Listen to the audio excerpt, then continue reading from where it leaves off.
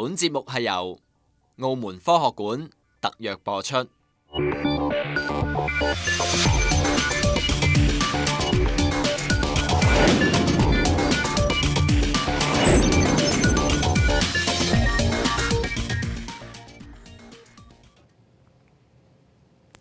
歡迎收睇科創接力賽。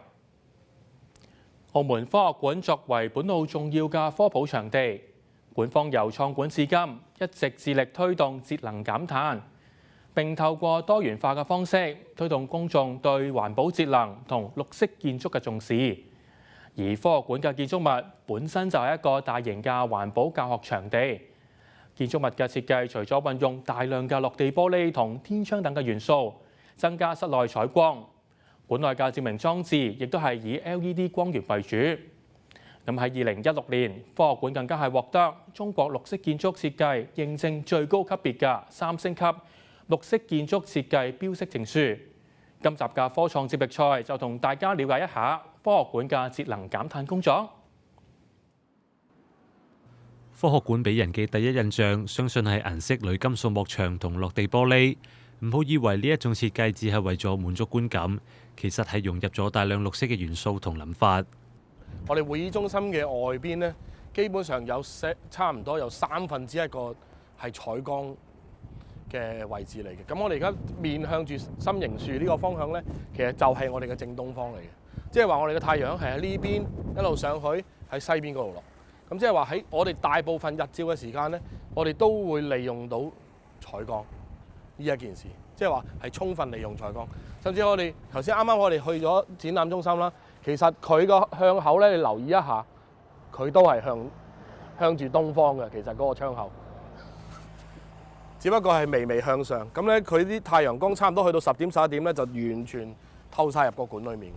講到科學館嘅自然採光設計，就不得不提到呢一盞設喺科學館大堂頂部嘅日光燈。相信每一個嚟過科學館嘅人都會對呢一盞日光燈並唔陌生。但係呢一盞燈能夠為科學館節省嘅電量，可能會超出大家嘅想像。大家可以見到我哋上面嗰個採光，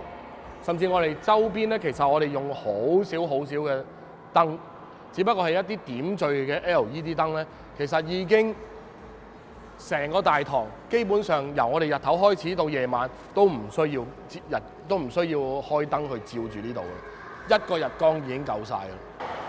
呢一盞設喺科學館大堂中庭頂部嘅日光燈，能夠節省超過90%嘅電量，亦都係科學館喺2015年申報中國綠色建築設計認證最高級別嘅3星級綠色建築設計標識證書嘅亮點之一。綠色低碳呢啲環保嘅理念，我哋經常喺生活中聽到，但係當綠色結合建築，對大家嚟講可能就係新鮮事。關注綠色建築多年嘅工程師李家恒指出，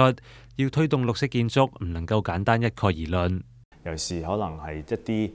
大型綜合體嘅時候，佢哋因為面積啊體積比較龐大，其實如果佢哋可以喺設計上面減少用電嘅話咧，喺建築設計優化去減少用電嘅話咧，其實佢哋係會考慮呢件事情嘅。咁如果另外一啲可能建築比較地塊比較少啊，體量比較細嘅時候，可能佢哋要做到呢件事情會比較困難啦。咁亦都非常之理解嘅。咁可能佢哋嘅採取嘅措施就係喺設備方面啊，用主動式嗰個設計會比較着重啲啦。咁係要睇返唔同嘅建築物、唔同嘅用途去決定佢哋採用嘅策略。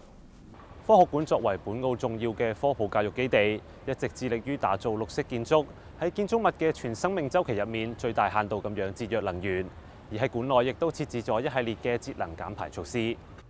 除咗喺照明方面消耗大量嘅用電之外，空調系統更係佔咗科學館超過60%嘅用電量。為咗合理咁樣控制科學館整個中央空調系統，館方就利用咗現時全球先進嘅技術，自然冷卻方式節省能源。我哋空調系統咧，其實係用咗一個 free cooling 嘅設計嘅。咁 free cooling 嘅設計即係意思咧，即係話其實直接由我哋風櫃入咗之後咧，我哋會用2個閘去控制住佢入嚟嘅風，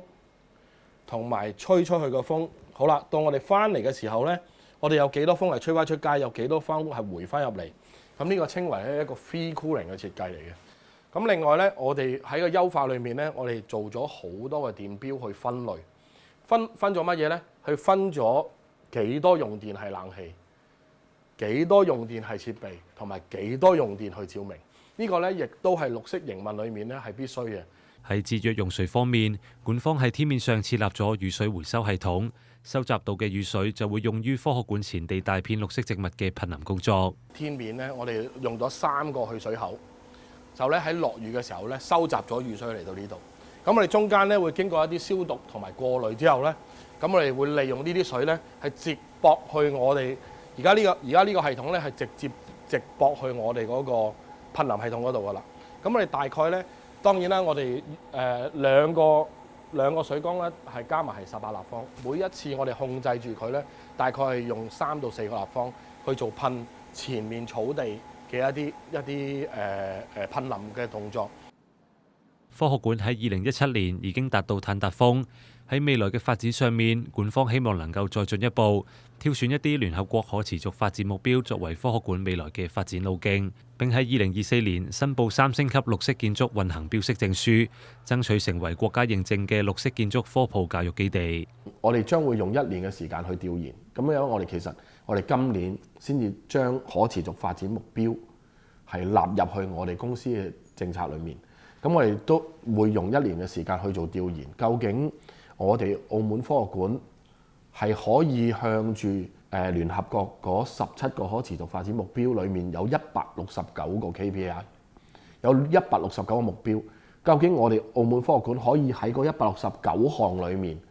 可唔可以挑選一啲係作為我哋未來我哋個成個館可以邁向嘅一啲可持續發展目標。另外就係我哋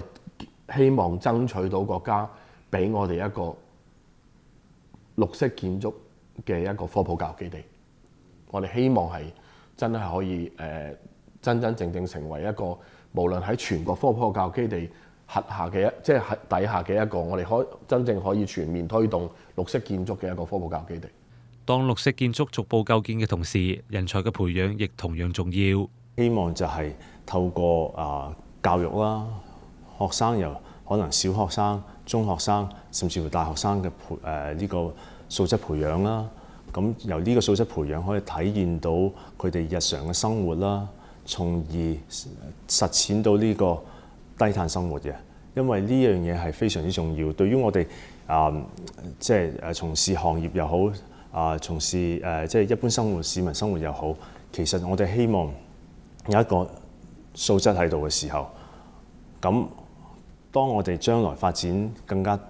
多嘅綠色建築嘅時候，我哋可以儲備一啲人才，有一個認知，甚至乎已經有一定嘅知識嘅時候，咁對行業嘅發展係非常之重要嘅。科學館由2009年起已經喺館入面常設展館，向市民大眾，尤其係青少年推廣環保低碳。而嚟到2024年，館方更進一步配合聯合國17個可持續發展目標，將原來嘅環保廳改建成現時嘅可持續發展廳。可持續發展廳咧喺前身咧就係環保廳。咁我哋喺2009年到2023年，咁我哋咧之前咧呢個係環保廳嘅前身嚟嘅。我哋喺2015年咧聯合國發表咗咧就係嗰個可持續發展目標之後咧，我哋就有一個理念，就係話希望諗法就係話咧可以將我哋嘅澳門科學館再更加推前，將環保呢件事咧再更加推前，希望利用可持續發展目標咧，可以為市民、為大眾去講一啲故事。除咗運用館內綠色建築推動科普工作之外，科學館亦都會透過就進學校，為學生提供近距離接觸嘅科普教育課程。我哋下一集再睇。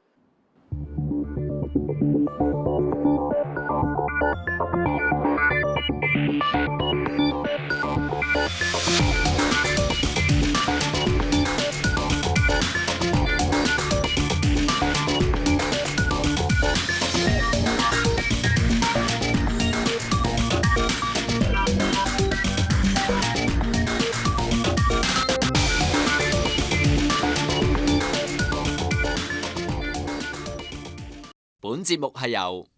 澳門科學館特約播出。